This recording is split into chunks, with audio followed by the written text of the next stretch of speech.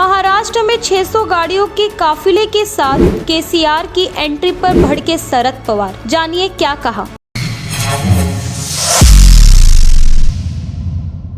भारत राष्ट्र समिति BRS के अध्यक्ष और तेलंगाना के मुख्यमंत्री के चंद्रशेखर राव बीते सोमवार को 600 कार के काफिले के साथ महाराष्ट्र के 2 दिवसीय दौरे पर पहुंचे तो एनसीपी प्रमुख शरद पवार ने टिप्पणी करते हुए चिंता जाहिर की। शरद पवार ने मंगलवार को तेलंगाना के मुख्यमंत्री के चंद्रशेखर राव के विशाल काफिले के साथ महाराष्ट्र के पंढरपुर शहर पहुंचने पर आपत्ति जताते हुए कहा कि ताकत दिखाने का यह प्रयास चिंताजनक है। 600 कार के काफिले के साथ केसीआर की एंट्री। बीते सोमवार को चंद्रशेखर राव दक्षिणी महाराष्ट्र के सोलापुर जिले के पंढरपुर में प्रसिद्ध विठ्ठल रुक्मिणी मंदिर का दौरा किया। उन्होंने भारत राष्ट्र समिति BRS के विस्तार के प्रयासों के तहत मंगलवार को कम से कम 20 किलोमीटर दूर सरकोली गांव में एक रैली भी की। सीएम चंद्रशेखर सोमवार 600 कारों के काफिले के साथ राज्य में पहुंचे थे। दूसरी तरफ पत्रकारों से बात करते हुए